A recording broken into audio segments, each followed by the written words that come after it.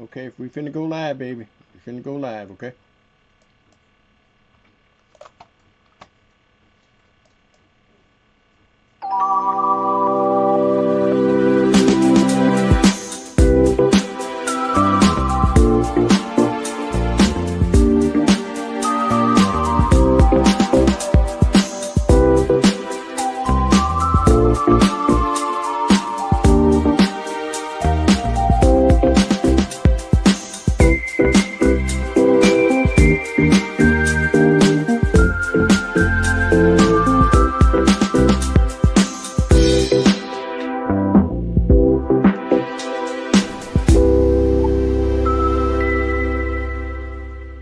She's now an advocate against domestic violence, hoping to create a home for victims here in Pensacola. And when I turned back around, a shotgun was facing me and he shot me. Williams was shot in the stomach, killing her unborn baby she had named Jamie. She saved my life. You're not alone. You're not alone. And if I came out, you can come out. Alrighty, welcome to another edition of No More Silence. I got with me my guest is Mrs. Carolyn Williams. Carolyn, welcome back to another edition of No More Silence. Yay! Hi, Vernon. How Glad are to be you? with you. I am doing great. I really am. I'm doing great. Yeah. Been busy, but I'm doing great. Oh, very good, very good. Alrighty then. But it's a great to see you again, and a lot had happened over the month. So let's talk about why we shouldn't stay silent in domestic abuses situations, sugar. Okay, when you stay silent in that situation that you're in, 9 times out of 10, you can get killed. You need to let someone know that you're in a domestic violence relationship. You don't have to be ashamed. You don't have to be afraid. There is so much help that is available.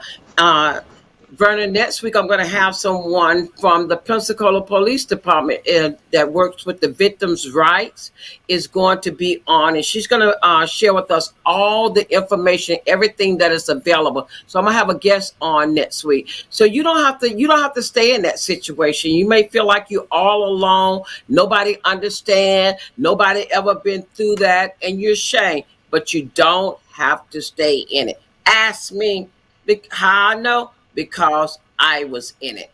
And I stayed silent. And when I stayed silent and did not tell anyone, that's when I got shot. Wow, wow. That is absolutely your story is an amazing story, Carolyn, and I think the world ought to hear it. Okay, because I believe you're a good example of why people should not remain silent. There's no more silence. And I think you come to the reality of that. Silence is a killer. It could be a Yeah. killer. Yeah. And Yeah. so we got to let folks know how important it is to speak out in situations that you're in. I don't care how bad it is. Tell somebody. Confide in somebody. Just leave some bread trails somewhere that somebody know what's going on into your environment. Basically saying though, Carolyn, it is not really hard to figure out what's going on. People sometimes may be, a little at awe about what to do about it. But there's always signs there and always something. When people isolate you can tell me better than some of those signs that when these controlling people come in your life and they isolate you from everybody else, that certainly is a red flag there. Can you talk about that? And that is a red flag when they don't want you to have a relationship with your family, your friends, or anyone, and they want to keep you all to yourself. The reason why they want to keep you all to yourself is they're afraid that you're going to tell somebody. And, they know that once it's out, about what they're doing, because so many times what happens is they pretend like they are the good person, that they are the loving husband, they are the loving boyfriend, and they want to make you look bad. So therefore, no one would believe you. So every time when they go around the family or they around your friends, everybody think, oh, she's got such a good husband. She's got such a good boyfriend. So they try to make their image, they try to make themselves look good. And so therefore, they don't want you to say anything, but they try to isolate you and keep you all to themselves. If they can isolate you and keep you all to themselves, what they're doing is that is the beginning of the mind control. And Verna, what I want to touch tonight is um, is anger. You know, we're living now not only with a domestic violence, but world. You so anger. You see so much violence, even with the young people, because they don't know conflict resolution. They don't know conflict resolution. So what they believe in always is striking out. So you need to ask yourself, if you're the type of person when you get anger, you're secure or possession, like to be a possessive about your partner relationship or others, including your family or friend, that you want them all, want them all to yourself. That is a sign. That is a sign. And also, if they're frequently calling you and texting you and your partner want to check in and always want to monitor your movements, where are you? What are you doing? Where you at now? And they want to monitor everything that you are doing. That is a sign.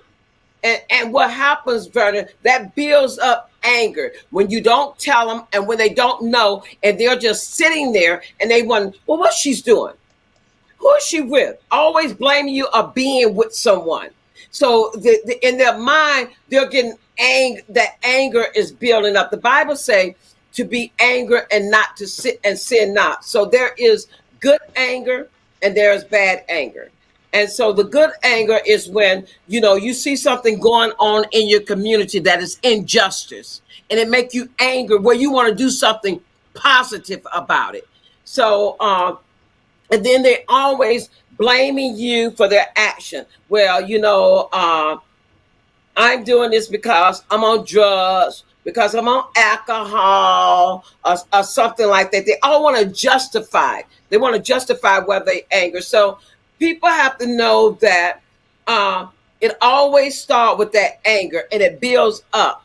And when it starts with that anger, Bernie, what's going to happen next is that's when the physical abuse, that's when they're going to start beating you when that anger is setting in. So, and I tell people all the time, if they're threatened that they're going to harm you, and a lot of times what we do, I know I didn't believe that. No, he's not going to do that. No, I didn't even pay no attention to that. So if they're telling you, they will tell you what they're going to do before they're going to do it. Right. So if they tell you they're going to harm you, if they telling you they're going to kill you, if they telling you they're going to do these things to you, you need to believe what they are saying. And if they get angry about little small things and they just fly off the handle and they get mad about it, you need to take all this in consideration and say, you know what? This is not normal. But Vernon, you know what? Most women think that that is love. They really do. But you never experience true love.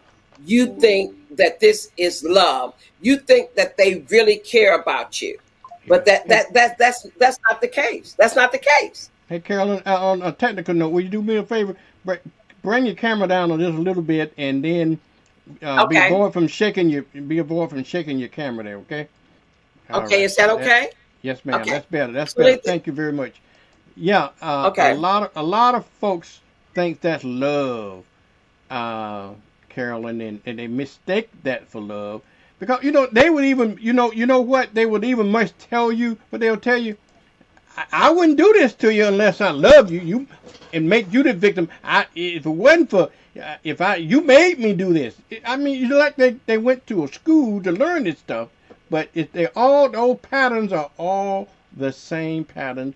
And ladies and gentlemen who you that are involved in these situations, look at those red flags. The red flags don't always be red. Sometimes they be yellow flags, and sometimes even be green flags. But if you see the little yellow flags, you better believe it's gonna eventually, like any red yellow light, gonna become a red light. Okay, and so take Yeah. note of those situations. They'll tell you, "Oh, I'm just playing." When they do something to you, that's a yellow sign for you. Okay, and they do something to you. Oh, I'm just joking. That was a sign.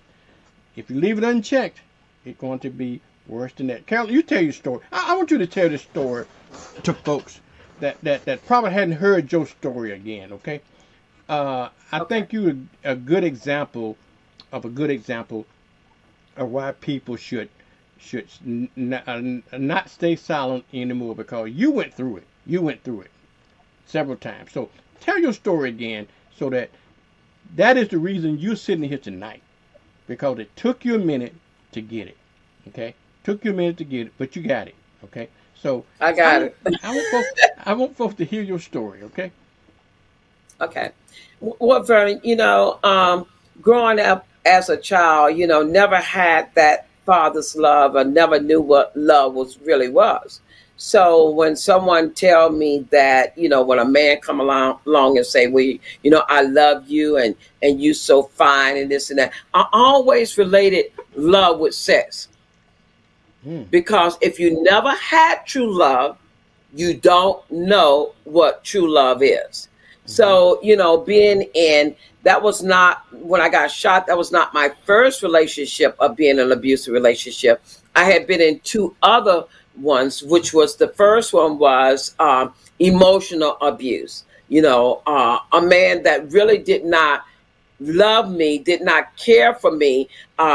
He will only want to be with me when he wasn't with his girlfriend. So that was emotional abuse. And then my second one was the abuse where,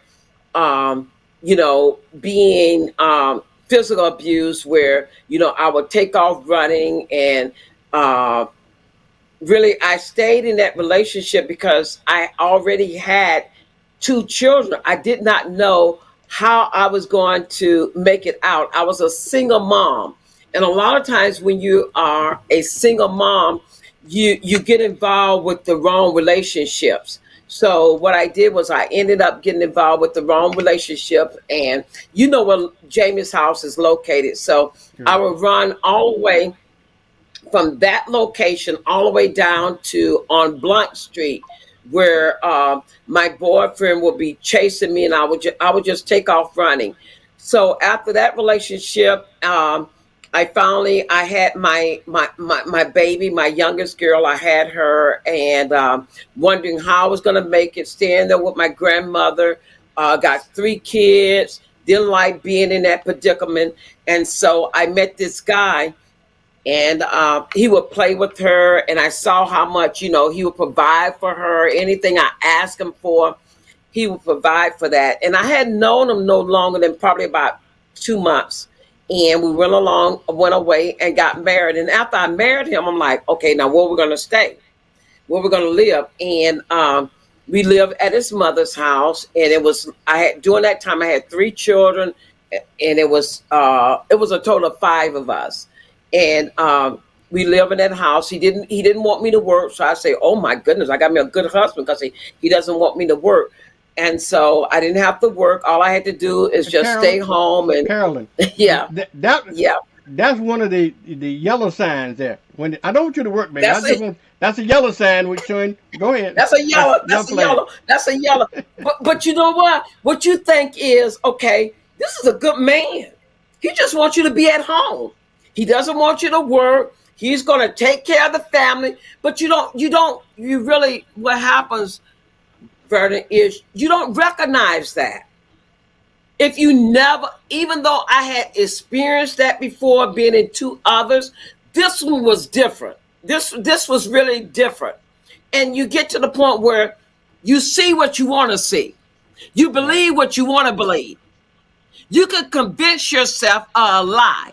You could convince yourself, no, that's not so. he really loves me. So I'm staying there, and it started off where he would tell me things like, okay, if you ever leave me, I'm going to kill you. If I catch you with someone, I'm going to kill you. So in my mind, I'm thinking, oh yeah, he really loved, I didn't think of so much about the killing part. I'm like, oh, he really loved me. He really cared for me. And so he would always put that in my head. So even though, I was this good wife, and I wouldn't dare, I loved him so much. And I would never do anything to mess up our relationship or our marriage, because I knew if I did, how was I going to take care of my kids? But later on, I didn't know this at first, that, he would become angry. He would accuse me of doing things which I knew I wasn't doing, would accuse me of being with someone, or either if I did something, it was always my fault. If you hadn't did this, I wouldn't react this way. So therefore, I had to always try to do things to please him so that he wouldn't be angry. I was so concerned about how he felt, Mm. and not me. It was always to please him, and not knowing that I don't care what you do. I don't care what you do. They are not going to take responsibility for their action. It's always going to be you. Because as long as I can blame you, then I don't have to do anything about it. You follow what I'm saying? Because Absolutely. think about this. When you say, okay, I'm wrong, it's me, then that means you got to do something about it. But if I can Right. blame somebody else, then I never have to change. Even though we want them to change, but if they can't see that they're doing something wrong, they would never change.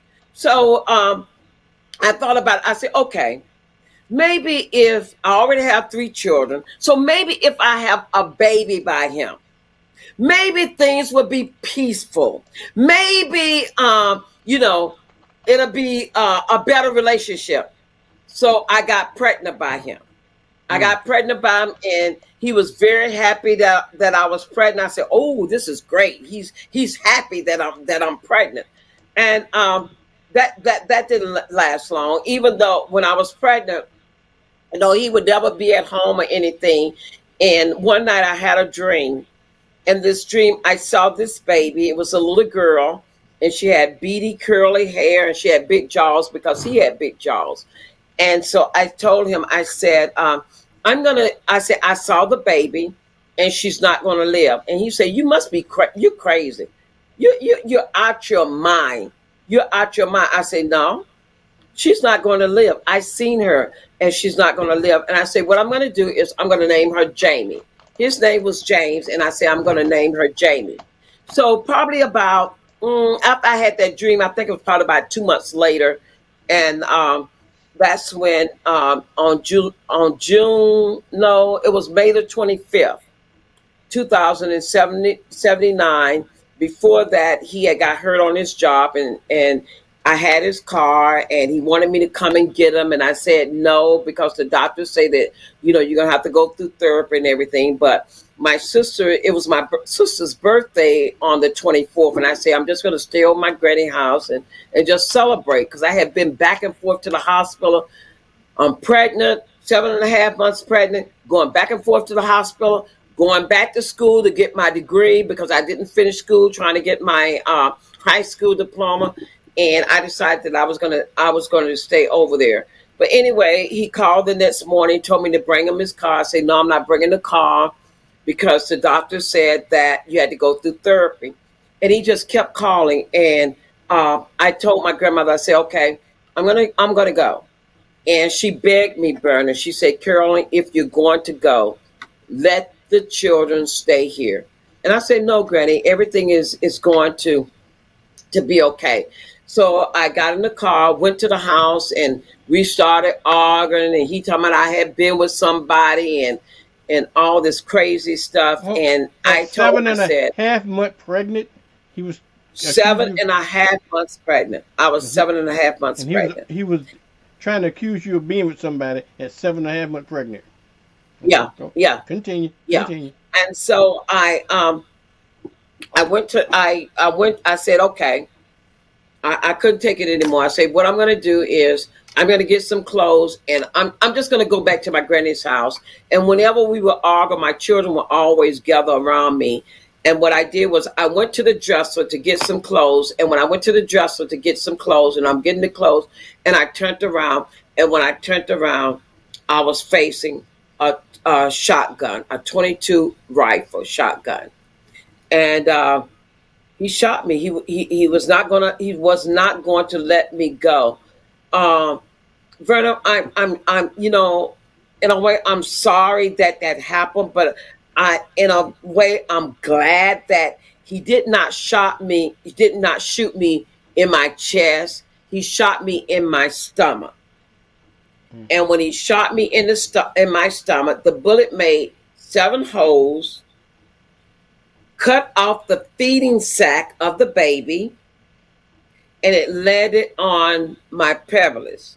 And the doctor said that if I had not been pregnant, I would have died. Mm. She saved my life. Wow. She saved my life. Wow. She saved my life. Yeah. Okay. So I want a woman to know that, you know, your story might not end up being like my story. But one thing I can say, if you stay in that relationship, if you stay there and you don't get your plan and you don't and you don't get out of that, it's not going to lead to better. It's going to lead to worse. Right. It's going to lead to worse. If he's not willing to recognize that he has a problem, that something is wrong with him, if he does not recognize that and say, you know what, I want to go and get counseling. If he does not recognize that, and he's always blaming you and making you the scapegoat, what's going to do is it's going to escalate, and it's going to get more and more and more, and it's going to take it. It always go to another level. Yeah. But Carolyn, tell them, just continue to tell the story. After you get out of the hospital, what happened? After all the shooting. Go ahead. Okay, when I was in the hospital, I kept asking the nurse and I kept asking the doctors, "Where's my husband? Where's my husband? Why my husband haven't came to see me?" And they would say, "Well, I don't know." And finally, his mom came, and I asked her, I said, "Where's James? Why James have not came up to see me?" And she said that he was afraid. I said, "Afraid of what?" He was afraid that, that he was going to go to jail or whatever. I said, no. I said, tell him to come and see me. So he came up to see me. And Vernon, when he came up to see me, it was like a little boy. He laid his head on my lap. And it was like I was mom and he was a little boy. And he was crying. And he was saying that, he didn't mean to do this. And he was sorry and asked me to forgive him. He never wanted to kill his child. And I actually believe that. And so someone from the sheriff's office came in and they took my statement and everything. And they were saying what they was going to do. They was going to prosecute him. I said, no, it was a mistake. He did not mean to do that. I lied. I practically lied and said what was happening was that, I had the gun and I was playing around with the gun and everything. And then he had the gun and he really didn't mean to shoot me. But I want to go back and tell you this, Vernon. He wanted this gun for his birthday. And I bought him the gun. I got the shotgun for him for his birthday. But anyway, so what I did when I was in the hospital and stuff, I told him everything is going to be okay. I went right back to the house. I went right back. I went back and we acted as though both of us we acted as though nothing had ever happened, and things was great.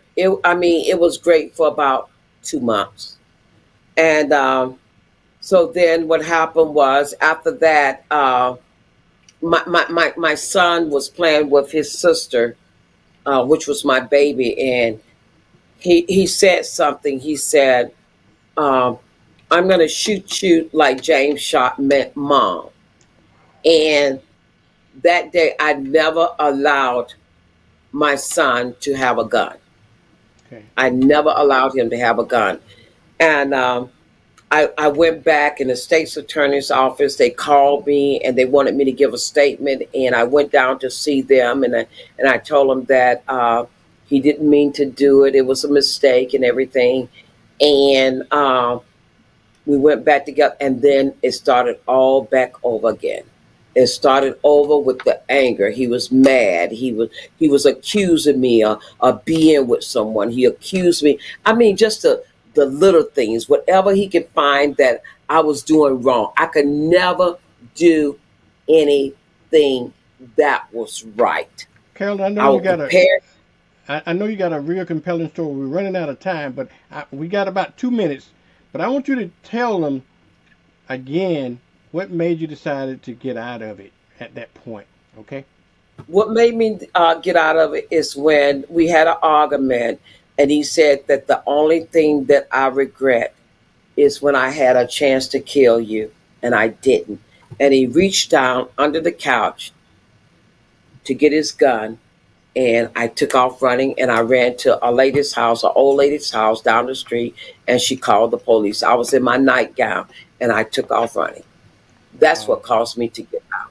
And Bernard, not only that, today, this day, in 1980 is when I finally got my divorce. Wow. On this day. 1980 is when I finally got my divorce. Well, your story is absolutely compelling, and I hope people could hear your story and try not to pass judgment. That's what they happen to do because you were caught up in a situation. You went back, your man down there killed you.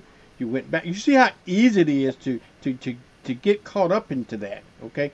And so folks need to understand that and understand it with care and passion and try to help folks to get along, because I imagine nothing that anybody could have said and done to you to change your mind at that time. You was in that under that spell, if you will. But Carolyn, yeah, we got to roll. But just tell them how they can get help and how they can roll. We got about less than a minute to do this. Okay. Okay, you can call the National Domestic Violence Hotline at 1-800-799-7233, or the Florida Domestic Violence, which is 1-800-500-1119. Favorite House, 850-434-6600, or 850-626-56000. And if you want to call Jamie's house, you can call 850 and speak to me, 291-4624. And if you would like to visit our website, it's www.jamieshouse.org. Either you might want to donate to Jamie's house, where a mom and a family is living. That's $ Jamie's, JAMIES, house, HOUSE 20.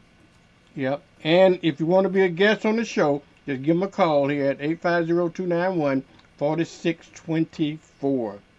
But we got plenty to talk about, but we'll pick it up next month on the 4th. We're here on the 4th Thursday of each month from 7 to 7:30. Okay? Yeah, that'll be August the 24th. That'll be August the 24th. We'll be back on at August the 24th, and I will have a guest on August the 24th, and you might be able to call in if you want to ask her some questions. All right. Well, thank you, Sugar. We'll see you next month. Thank you. Same time. Thank you now. All right, folks. We'll see you. Thank you. Thank you.